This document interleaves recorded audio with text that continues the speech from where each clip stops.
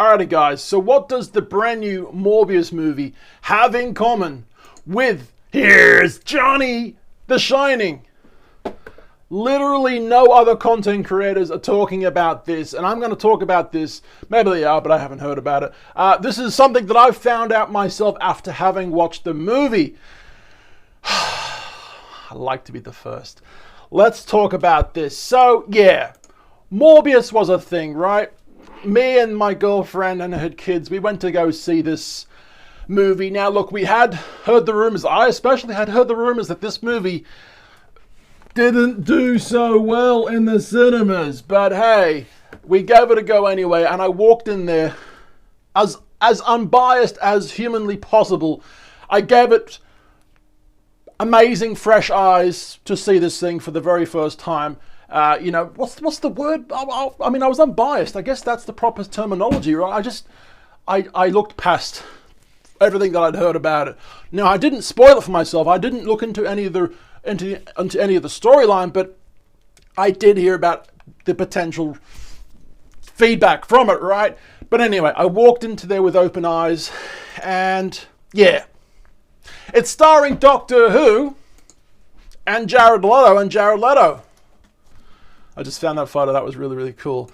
But this is the ratings from the movie. Now, I don't personally think the ratings should be this bad.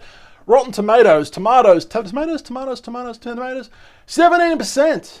IMDb has 5 out of 10. And Metacritic has 35%. So, I mean, pretty fucking harsh if you ask me. But they are on the right track. They are going down the correct track. They've just gone too far down the correct track, in my opinion. It was a fun movie to watch, but it was definitely not feeling like an actual Marvel movie or a Sony Marvel movie. Interesting. I wanted to know, right? Marvel versus DC. There's obviously a huge difference between the two of them, right? You can definitely tell most times. Shazam was actually kind of different. The movie Shazam was very Marvel-ish, Marvel-esque, but every other DC movie that's ever existed, pretty much, I mean, it feels like a DC movie compared to Marvel. Now look, DC, there's nothing wrong with DC. Don't be hating on me, those haters out there. Hey, we hate you, tall boy Gareth. I don't want to fucking hear that. I do like DC movies. However, I will admit that I'm more of a Marvel fan, and I think a lot of people lean a little bit in that direction. I can't explain what they do, but Marvel definitely have a more light-hearted tone to their movies. They can be serious as well, absolutely, but they definitely have humor and other aspects of the movie, such as, you know, the Marvel edit, all right, the Marvel script. DC has maybe different editing. I mean, obviously every movie has its own professional editor, right? But I don't know. There's just a certain DC look. Probably the color grading of a DC film looks different from a Marvel film. I don't know, right? How many Spider-Man characters does Sony have the rights to? Well, apparently almost 1,000 Marvel characters. Did you guys know this? I mean, I've obviously known for the longest time that Sony owns Spider-Man and, I don't know, a few others, but they own almost 1,000 Marvel characters. And I'm guessing that this is a Sony movie, right? This is their take to try and make another franchise. Will it pay off? It kind of reminds me of the movie The Mummy with Tom Cruise, and they really tried to do this cinematic universe with Russell Crowe. He was supposed to be Dr. Jekyll and Mr. Hyde. Dr. Jekyll and Mr. Hyde. Which one was the nice one? I think Dr. Jekyll, I don't know anymore. One of them was the bad one, right? But anyway, apparently that movie flopped. I saw that movie with my mum in London, England, actually. The Circus, not Oxford Circus? No. What's that place called? Anyway, the big movie cinemas screens next to Trafalgar Square. Trafalgar Square? That could have been it. I can't remember anymore. But anyway, it was a good movie, but it was lacking compared to the other movies. But I can't remember if that was Sony as well. Was that Sony? But yeah, they tried to make a whole cinematic universe with Russell Crowe in it, playing Dr. Jekyll and Mr. Hyde, and it didn't pay off. And I'm thinking maybe this new Morbius movie isn't paying off either. Now, this is the thing that I want to talk to you guys about. That was just a picture of Jared Leto in his band 30 Seconds to Mars, right? Now, this is one of his most famous music songs ever made from the band 30 Seconds to Mars, right? It's called The Kill. Now, there is a scene in the music video, The Kill, that is kind of reenacted in the movie Morbius. Now, this video is based on the movie The Shining. No one's talking about this. Let me just show you this guy. Show me this right now, okay, guys? I'm gonna, there we go. There's The Shining, okay? It's regarding the tennis ball. Now, in the movie Morbius, he's kind of developing his powers. He's closing his eyes, right? And he's feeling the echolocation for one of the first times, right? I'm doing this too many times, but you get what I'm trying to say. He's feeling the echolocation, and I'm still doing it. And he throws the ball on the wall, and you can hear the bounces, right? And after like 5 seconds or so, he's like, I've got the ball. Take a look at this, right? This is the music video, The Kill. This is a quick little 5-second snippet. Ready? Here we go.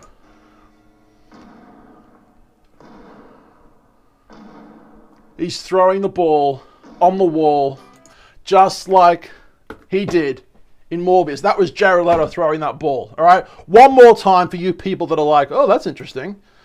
Watch this.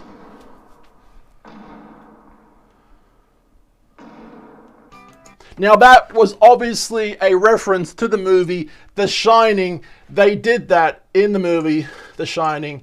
And yeah, great movie if you guys haven't seen it. I've seen it like 10 times with my mum, girlfriend, and by myself. Jesus Christ, Stanley Kubrick did a good job with that one. But yeah, they referenced The Shining. They referenced 30 Seconds to Mars. 30 Seconds to Mars' clip, The Kill, in that movie. Awesome, right? Now, Michael Keaton, Vulture. For anyone who didn't stay around and stick to watch the end, it wasn't the end, but it was a bit of the end, right? Why wouldn't you stick around to watch a Marvel movie around the end? Well, you should have, because Michael Keaton was in this, right? Vulture. And I feel like this is good. Yes, they're introducing another character to try and progress the cinematic universe. I would have liked Vulture to have made a bit more of a cameo earlier in the movie, like if his character came through the multi-dimensional universe earlier on, and that played a key that actually played a key important role earlier on in the film, right? That would have been cool. And then maybe did another appearance at the end. That would have been really, really cool if they actually really integrated him, as opposed to just, oh, we'll just fucking put him in because, because Sony, because Marvel, because why not, right? After the success of the 3 Spider-Mans doing that, come on, they could have integrated it in a better way, as opposed to just showing a bit of this at the end. Like, it's got no value to the actual story of Morbius, but hey, we'll just splash it in anyway. I would have liked if they'd actually put that into the actual movie, proper storyline kind of thing. But you know what's funny, right? Morbius is kind of like Batman. He's got all these bats around. He has these little bat pieces of paper origami that he builds himself. But do you know what's funny? It's basically Batman versus Batman. For anyone who's too young to remember, Michael Keaton played Batman in one of the original Batman movies with, what was the director? Tim Burton? Was it Tim Burton? I can't remember now. I think it was Tim Burton who did those ones. But yeah, it was basically Batman versus Batman in the cameo at the end, which was kind of funny for me, who realized that that's kind of weird, right?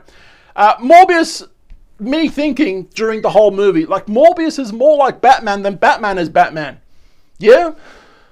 100%. He even destroys, what's his freaking name? He even helps to destroy this badass, once crippled, now I don't want to give anything away if anyone's not seen it, but once crippled but no longer crippled now Bat, right? His brother from another mother. He basically just helps to destroy him using 1,000 bats, right? I don't know. There was just so much. I don't know if it was my cinema screen or if it was all cinema screens, but the movie seemed literally too dark. I couldn't see properly some of the fast-paced scenes that were happening. I don't know if that was that stupid fog that would come out of both of them, because when they sense things, you could see like the fog coming out of their bodies and out of the buses and things that move fast, right? You can actually see the fog come out of them. They look, by the way, they actually overused that shit way too much in the film, in my opinion. It looked a bit, I don't know, shit. But anyway, yeah. What was I talking about? Basically, Batman. He is more Batman than Batman is Batman. But anyway, Batman. I'm going to stop saying Batman. Why are DC movies so dark in terms of theme and visible lighting? This was just a random comment I found on Reddit or Quora or whatever Quora? I'm illiterate. Anyway, why are DC movies so dark in terms of theme and visibility? Right, that's a great question. But this wasn't DC, this was Marvel. This felt more like a DC film than some DC films feel like. Alright, this was more of a DC film than fucking Shazam was. Alright, think about that for a second. Whew! Why so serious? Why was this fucking movie so serious? Jared Leto is a good goddamn actor. Fantastic fucking actor. He's been in so many movies. Obviously he played the Joker, which was not that one, obviously. That's Heath Ledger Joker. The best one that around ever. Jack Nicholson. Oh, well, that's actually interesting. That's interesting. The reference from the movie The Shining with Jack Nicholson, which then went into The Kill with 30 Seconds to Mars, which then went into Morbius. I mean, he was the Joker. God, think about that. Wow, I just thought about that. Where is it? He was actually the Joker. My fucking goodness. He was the Joker.